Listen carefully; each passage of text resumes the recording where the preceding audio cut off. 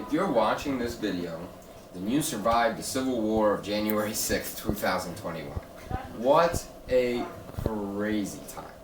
My name is Joshua Benjamin. I'm the attorney here at JAB Law in Haddonfield, New Jersey, and I was very much involved in the BLM protests in the March on Washington with Reverend Al Sharpton and the National Action Network. We were able to bring a whole bus down there, and so I know why it's important to protest. And I know why riots have historically been the language of the oppressed. However, I have to differentiate between oppression and just laziness. This is a situation where if you want to protest, you're in a country that welcomes that. And the biggest issue with the BLM protests was that they weren't allowed to. There was police preventing any kind of protest. Trump actually filed an executive order and issued this executive order to punish anybody who's protesting for these specific reasons that defiles government property by 10-year minimums. So it's interesting to see what happened on January 6th. Let me break down the facts. Because at the end of the day, I do not want to take one political side over the other. I want to provide you with the information for you to make an educated decision. Whether you're watching this in 1 week after the events, whether you're watching this 1 year after the events, you need to understand why these events were so significant.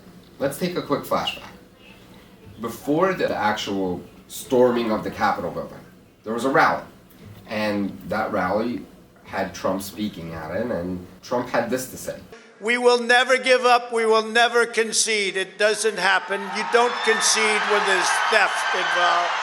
I know that everyone here will soon be marching over to the Capitol building to peacefully and patriotically make your voices heard. Today we will see whether Republicans stand strong for integrity of our elections. I have a strong reason to believe that there will be federal charges filed, that we see this president end up in federal prison. Let me explain why. There's a concept in law called felony murder. And if you ever wondered whether or not you can be charged for murder without killing someone, you can.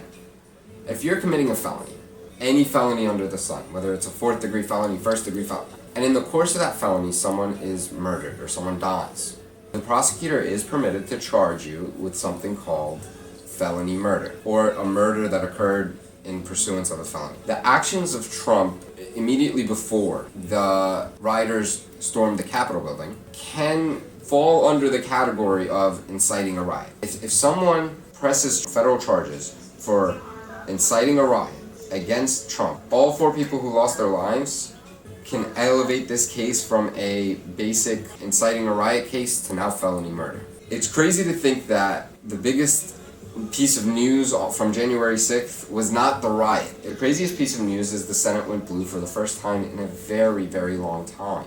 So take what I just told you about felony murder being a very plausible option, and now mix in the fact that all 3 branches of government are filled with individuals who Trump has been, to put it lightly, not nice to. I get this question, why isn't someone pressing charges right away? And by the time you watch this video, there might be charges pressed, but as of today, he isn't.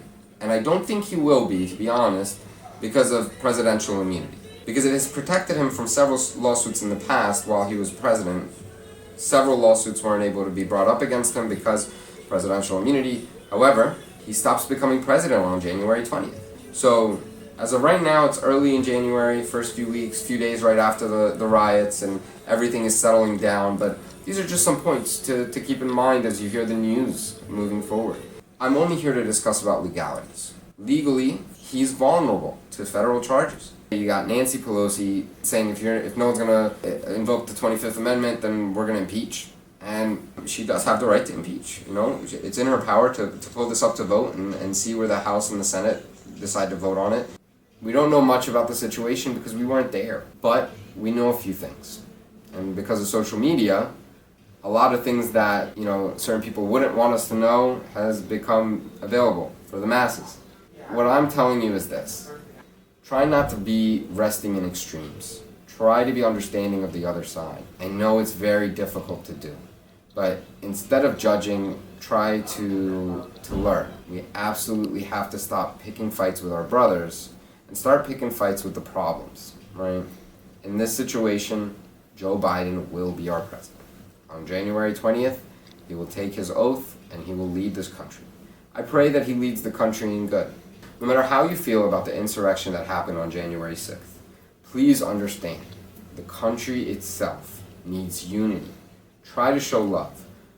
Wearing a mask is not a symbol of a side, right? We're still fighting a pandemic. We just hit 4,000 deaths in the United States yesterday alone. This is not a time to pick a side and be stubborn. This is a time to learn.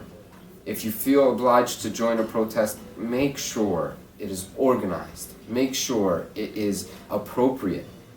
Because what they did on January 6th did not help any cause. Could they have helped a cause? Absolutely. However, what happened in the March on Washington for the BLM movement, it made a big difference. And it really convinced a lot of voters to go out there and vote and make a change. What's the difference between the two of them? Well, one was organized, one was efficient, and the other, it was treason. Try not to let your emotions get the best of you. Learn, understand, and move on. The country needs it.